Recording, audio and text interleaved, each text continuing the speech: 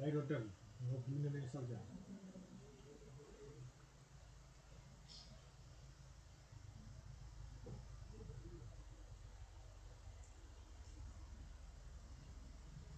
ဒီတော့စားပါဘူးလေးချက်ခဏစောင့်မယ်နော်ဒီလေးနည်းများလာကျွန်တော်တို့ဒီလိုက်လွဲတဲ့အကြောင်းအရာလေးတစ်ချက်ငါပြပြမယ်နော်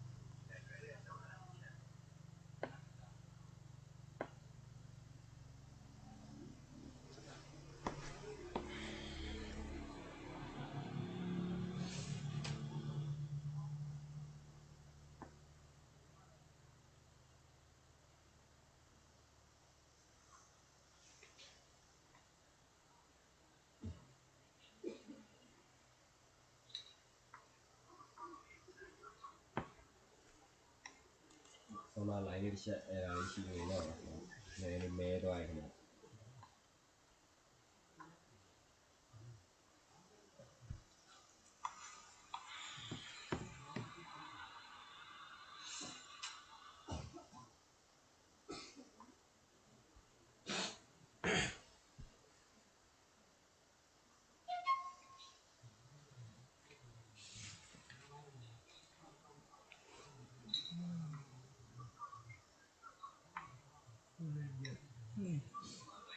လိုင်းချတယ်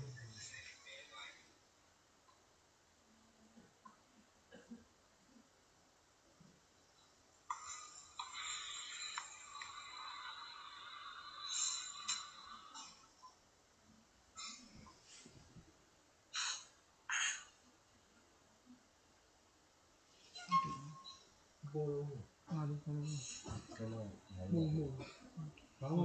မဟုတ်ဘူးဟုတ်တယ်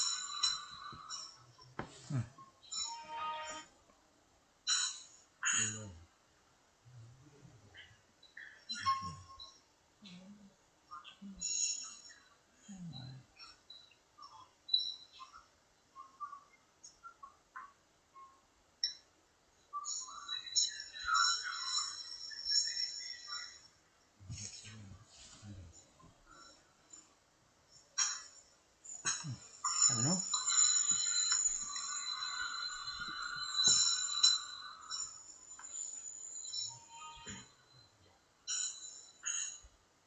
ကျွန်တော်တို့အခု live လွှင့်တဲ့အခါမှာနည်းနည်း error လေး sub error လေးရှိတယ် line error လေးနည်းနည်းရှိလို့နည်းနည်းပြီးခံပေးကြပါပေါ့လိုပဲခက်ခဲရတယ်လို့လူလေးနည်းနည်းစောင့်နေတော့ပြီးရင်ကံမေးအကြောင်းအရာလေးပြောပြီးတော့ဒီဝမ်းသာစရာလေးလည်းပြောမှာကံမေးနဲ့ပတ်သက်လို့ဒီဘက်ပြည်သူများပြောနေ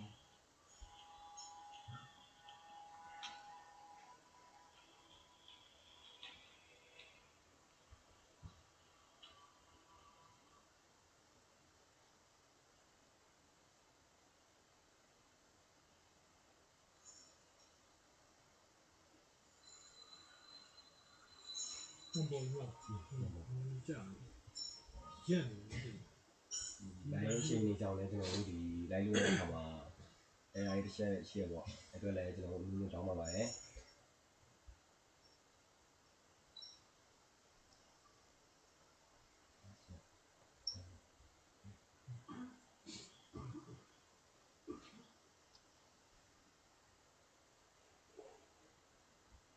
ဒုတိယကျော်စကားလေးနည်းနည်းစပြီးနည်းကြာသွားပြီဒီတိုင်းပြစ်ထားလိုက်တယ်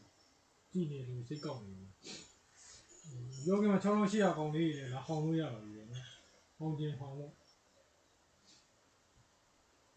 ကျွန်တော်တို့အခု Urban Operation ကော်လန်မြို့ပြစစ်ကြောင်းပြုလုပ်နေတယ်ပြောင်းရွှေ့ဖို့ကကူညီပါကံလို့ကျွန်တော်တို့14ရက်ထပ်တိုးထားတယ်ချိုးပြီးပါပြီးဒီဘာနဲ့တိပါပါကျွန်တော်တို့ပြင်ပါလေတရားဝင်တင်ထားပါတယ်ဒီ14ရက်ထပ်တိုးတဲ့ခါမှာကျွန်တော်တို့အခုကံမင်းပြီးဆုံးဖို့ကတစ်ဖက်ပဲကြာမှာပါတယ်ဒါပေမဲ့ကျွန်တော်တို့ကံမင်းက90ရာခိုင်နှုန်းရရှိပါပြီဒီနေ့ဆိုရင်90ရာခိုင်နှုန်းရရှိပါပါပြီကျွန်တော်တို့ကြံရှိနေတဲ့10ရာခိုင်နှုန်းကိုကျွန်တော်ကြံနေသေးတဲ့မနေ့ပြန်စာပြီးတစ်ဖက်အတွင်းမှာဆက်လက်ပြီးတော့ဝင်ရပေးကြမယ်လို့လည်းကျွန်တော်တို့ယုံကြည်မျှော်လင့်ပါတယ်ပြီးတော့မိဘပြည်သူလူထုကိုလည်းကျွန်တော်တို့အဖွဲ့ရနေပြီးတော့အားကိုးပါတယ်ဒီကမိတ်တရားခိုင်နှုန်းပြမှကျွန်တော်တို့အဖွဲ့ဒီ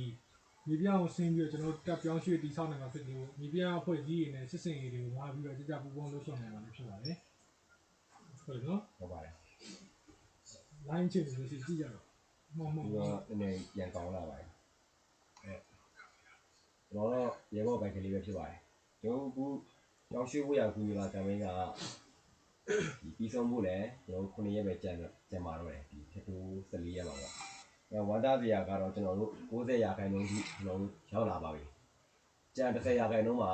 ကျွန်တော်ဒီလက်ကျန်ရဲ့9ရက်တွင်းမှာလည်းပေါင်းဝင်ကူညီနိုင်တယ်လို့ဒီကူညီလို့ရမယ့်အရာတွေပေါ့ဒီ SC ရဲ့ platform မှာလည်းပေါင်းဝင်ကူညီလို့ရပါတယ် Urban Warrior page မှာလည်းလာရောက်ကူညီလို့ရပါတယ်ဒီ live လေးမှာလာလူတယ်ဆိုတော့ကျွန်တော်ပိုကောင်းတာပေါ့ကျွန်တော်အခုလွှင့်နေတဲ့ live ရဲ့ caption မှာကျွန်တော်တို့တူလို့ရမယ့် link လေးထည့်ပေးထားပါတယ်ကျွန်တော်တို့ဖွဲ့စည်းရဲ့ link တွေရောကျွန်တော်တို့ခြား SC က link တွေရောကျွန်တော် blind action page တွေဒီမှာ Pegu page ရဲ့ link တွေကျွန်တော်ထည့်ပေးထားပါတယ်အဲ့ link တွေတစ်ချက်နှိပ်လိုက်အောင်လည်းကျွန်တော်သွားပြီးတစ်ခါတန်းရောက်ပြီးတော့ကူညီနိုင်ပါတယ်ကြံရှိနေတဲ့အစိမ်းအရာလည်းဒီ campaign ပြည့်မီပြီးတော့ကြော်လွန်သွားရင်ကျွန်တော်တို့အတိုင်းထပ်ပြီးဝမ်းသာပါတယ်ကျွန်တော်ဝမ်းသာမှာပါတော့များတော့တစ်ခါတော့ကြံပါသေးတယ်အချိန်အများကြီးရှိတယ်ကျွန်တော်တို့မိဘပြည်သူတယောက်ချင်းဒီတယောက်ကိုအများကြီးမလို့ပါဘူးတယောက်တစ်သိန်းလောက်ပဲရှိရင်တော့တရားနှစ်ရက်အတွင်းပြည့်ပါတယ်ဒီ campaign တော့ဘာမှမရှိဘူးတယောက်နဲ့သိန်း100လာလူပိုင်းတော့ပြောတာပေါ့နော်ပြောတာပေါ့ကျွန်တော်ဥစ္စာကျွန်တော်ပထမဆုံးလိုက်မှာကျွန်တော်ပြောခဲ့တယ်လို့ဒီ campaign လေးကပြည့်နေတယ်ကျွန်တော်ပဲဂျုံထိုးပြမယ်ဆိုတဲ့ဟာရှိရနော်အဲ့လေမမီးမယ်ထင်ပါတယ် campaign လေးပြည့်ပြီသွားရင်တော့ကျွန်တော်ဂျုံထိုးပြပါမယ်ကျွန်တော်လွန်သွားရင်တော့မီးနေတဲ့ကွက်တွေကျွန်တော်ကြည့်ထားပါတယ်မမီတစ္ဆာတဲ့အတန်တိုးတယ်နော်တဲ့ဟုတ်ကဲ့ပါကျွန်တော်နည်းနည်းတန်တိုးနေပါတယ်ဒီတန်တိုးကျဲတယ်နော်နည်းနည်းပြောပါဘုဘတော်ကနေငိမ့်နေဟိုမိတ်ဆက်ပြီးလိုက်ပါ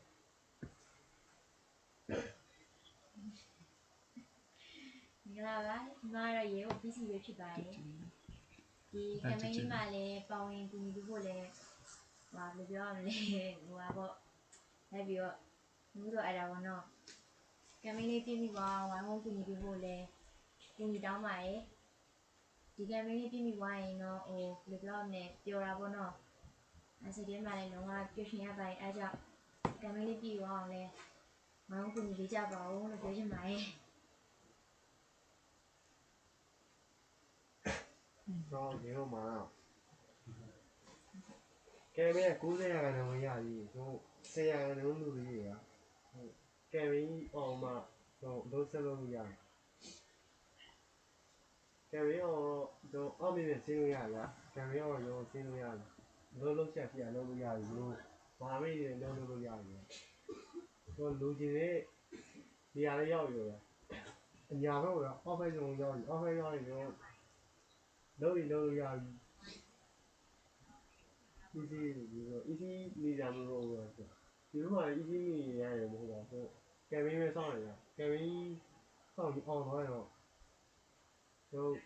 ဒီကူထိပ်ပြီးလို့ရပြီဆိုထင်ကဲမင်းမတော့ကျွန်တော်စိတ်ရှင်းပြီးလို့ပဲကျွန်တော်စိတ်ရင်းပါတယ်ဒီလိုမာနပြောရတဲ့တော့ကျွန်တော်တို့ညှော်လင်းချက်ထားတာပါကျွန်တော်တို့စစ်ကြောင်းရဲဘော်တွေကျွန်တော်တို့အိမ်မက်တွေအများကြီးရှိတယ်အဲအိမ်မက်တွေကကျွန်တော်တို့ရဲ့တကူကြီးအိမ်မက်မဟုတ်ဒီတော်လန်ရေးအမြန်ပြီးဆုံးဖို့အတွက်ကျွန်တော်တို့ရွေးလှိုင်းတစ်ခုကိုကျွန်တော်တို့ပုံဖော်ခြင်းတယ်ဗျအဲ့အတွက်ကျွန်တော်တို့အဖွဲ့အစည်းကမြေပြောင်းဆင်းပြီးတော့မြေပြောင်းမှာရှိတဲ့အဖွဲ့တွေပူပေါင်းပြီးအလုပ်တွေအများကြီးလုပ်ပြခြင်းကျွန်တော်တို့စကားတွေမပြောခြင်းအလုပ်တွေလုပ်ပြခြင်း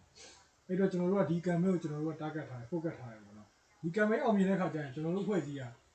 အောက်ကို ကောင်းမှုဆင်းနိုင်တယ်ပေါ့ဗျာကံမင်းအောင်လို့ရှိရင်တော့ခက်ခက်ခဲခဲနဲ့ဆင်းတာတော့ဆင်းကိုဆင်းပါပဲကျွန်တော်အောင်ဒီဖြစ်နေမှာအောင်လို့ရှိရင်ပိုကောင်းတာပေါ့ကျွန်တော်အလုပ်တွေအများကြီးလုပ်လို့ရတယ်ကျွန်တော်တို့ဖြစ်ချင်တာအများကြီးလုပ်ခွင့်ရှိတယ်ပေါ့ကျွန်တော်တို့ဒီကံမင်းပြေဖို့အတွက်အများကြီးလိုပါတယ်ကျွန်တော်လည်းအင်အားတွေအများကြီးထားပါတယ်အဲ့ဒီဘောပါဒီလို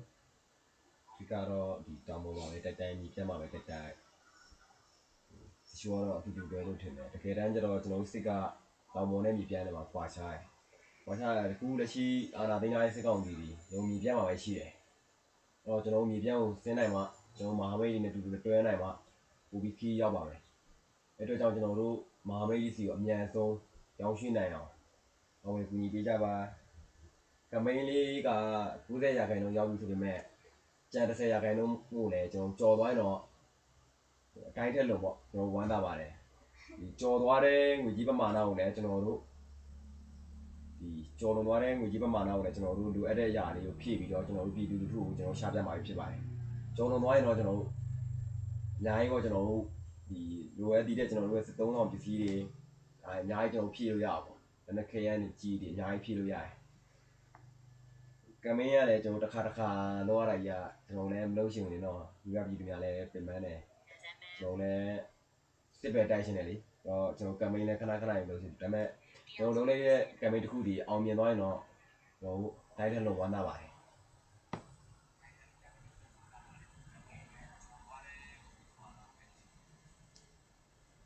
လေးမျိုးလေးပြပါဒီဟုတ်ကဲ့ပါကျွန်တော်တို့ဆိုတော့ဒီရေဘောဘက်ကလေးပြောတယ်ကျွန်တော်တို့မြေပြတ်မှာအဓိကကျွန်တော်တို့ဒီစကားစားရဲ့စစ်အင်အားပေးရရဲ့ကိုအခြေပြုပြီးတော့ဒီထောက်တိုင်တွေကြီးထွားလာနိုင်အောင်ဒီထောက်တိုင်တွေ base ခိုင်မာဖြစ်သွားအောင်လုပ်ပေးတာမြေပြတ်နေရတယ်ပေါ့အဲမြေပြတ်နေရတယ်ကျွန်တော်တို့တော်လိုင်းအင်အားစုတွေကများများထိုးဖောက်များနှောက်ယှက်နိုင်ပါဒီတော်လိုင်းကြီးကအချိန်ကာလတစ်ခုနဲ့ခီးတစ်ခုကိုမြန်ဆန်ဆန်ရောက်တယ်ပေါ့နော်အဓိကကြတာအဲ့ဒါကျွန်တော်တို့ဒီဘယ်နေရာတိုက်ပွဲတော့မှန်တယ်သို့တော့ကျွန်တော်တို့ဒီကောင်တွေရဲ့အရှိုက်ပေါ့နော်အဲ့ဒီနေရာကိုကျွန်တော်တို့ကနှောက်ယှက်နိုင်လေဒီကောင်တွေရဲ့အင်အားကိုဖြိုခွဲနိုင်လေပဲအဲ့တော့ကျွန်တော်တို့ကဒီကောင်ဒါကိုအများကြီးလုပ်နိုင်ဖို့လိုတယ်ကျွန်တော်အများစုပြီးတော့ဒီနေ့ကျော်9နှစ်ဝန်းကျင်နဲ့ရောက်လာပြီ9နှစ်လည်းကုန်တော့အဲ့တော့ကျွန်တော်တို့တွေမြန်ရွေ့နိုင်ဖို့လိုတယ်ကျွန်တော်တို့တော်လိုင်းအများစုတွေဘက်ကအဲ့တော့အများတိုင်းကျွန်တော်တို့ကမ်ပိန်းရေလုပ်လူခံတွေရတယ်မိဘပြည်သူတို့အားနာတယ်သို့တော့ကျွန်တော်တို့ကမိဘပြည်သူလူရဲ့ငွေနဲ့ကျွန်တော်တို့ကလုံးနေရတယ်တော်လိုင်းအဖွဲ့အစည်းဖြစ်တဲ့အတွက်ကျွန်တော်တို့ကအလူခံနေရတယ်ဗျအဲ့လိုမျိုးပေါ့လူခံမိဘပြည်သူလူရဲ့လူငွေနဲ့ကျွန်တော်တို့ကတရားဝင်ချပြတယ်ချပြဒီဟာနဲ့ကျွန်တော်တို့ကဒီလှုပ်ရှင်တဲ့အလုပ်ကိုကျွန်တော်တို့လုပ်တယ်အဲ့တော့ကျွန်တော်တို့အားလဲနာတယ်အလူခံနေရတာသို့တော့ကျွန်တော်တို့ကလုံးမရမယ်ကျွန်တော်တို့စီးစီးလုံးမိဘပြည်သူနဲ့ကျွန်တော်လက်တွဲညီစီးစီးလုံးလုံးနိုင်မှာဒီတော်လိုင်းအရွေးရတဖြည်းဖြည်းနဲ့ပိုရွေ့နိုင်မယ်ကျွန်တော်ဘေးစကားတွေနားမရအောင်ပဲတွေးထုံးနေတဲ့တော်လိုင်းရေးအဖြတ်သမားတွေစကားတွေကိုနားမရအောင်ကျွန်တော်တို့တွေအလုံးများများလုပ်ဖို့လိုတယ်ကျွန်တော်တို့တွေကအချိန်ကာလတစ်ခုလည်းကြာမြင့်နေပြီဗျာရိုင်းလဲကြာလို့မဖြစ်ဘူးကျွန်တော်250နှစ်တရာရင်သွားနိုင်ဘူးကျွန်တော်လည်းလူငယ်တွေလုပ်နေအများကြီးလုပ်ချင်တယ်ချပြချင်တော့ကျွန်တော်ညီနေတာကျွန်တော်စီးလုံးလုံးသွားကြတယ်ဒီကမ်ပိန်းကိုနောက်ဆုံးပြောချင်တဲ့ target တော့ဒါပါပဲဒီကမ်ပိန်းပါပဲဒီကမ်ပိန်းပြည်မြောက်ကူညီပေးကြဖို့တောင်းဆိုချင်တယ်ကျွန်တော်အလုပ်တွေအများကြီးလုပ်ပြချင်တယ်စကားတွေအများကြီးပြောကျွန်တော်အလုပ်တွေအများကြီးလုပ်မယ်ကူညီပေးကြပါ10ရာခိုင်နှုန်းပဲကျွန်တော်အများကြီးကျွန်တော်တယောက်ကိုဆောင်းလိုက်ပြောကျွန်တော်တယောက်ကိုမိဘပြည်သူတို့တယောက်ကို3သိန်းလောက်ပဲထောက်ပံ့ဒီတစ်ပတ်တွင်း AC ပြည့်တယ်ဒီ10ရာခိုင်နှုန်းဆိုတာကူညီပေးကြပါဝန်ရံပေးကြပါအခုဒီ live လေးကိုလည်း share ဝပေးကြပါပြီးတော့ဗမာလူရမလဲဗာလဲတချို့တွေမပြီးသေးတဲ့လူတွေအတွက်ကကျွန်တော်တို့ဒီအခု live လွှင့်နေတဲ့ caption မှာ link လေးတွေရှိတယ်အဲ့ link လေးတွေကတိုင်းနေတဲ့ link ကိုဝင်ပြီးတော့လူလို့ရတယ်ဟိုအောက်ဆုံးမှာ SC ရဲ့ platform ဆိုတဲ့ page ရှိတယ်အဲ့ platform လေးကိုမြန်မာပြည်တွင်းဆိုရင် VPN ခံပြီးဝင်ပြီးတော့ကျွန်တော် donate ဆိုတဲ့ cloud လေးကိုနှိပ်ပြီးကျွန်တော်တို့ campaign လေးကိုအနည်းဆုံးမြန်မာ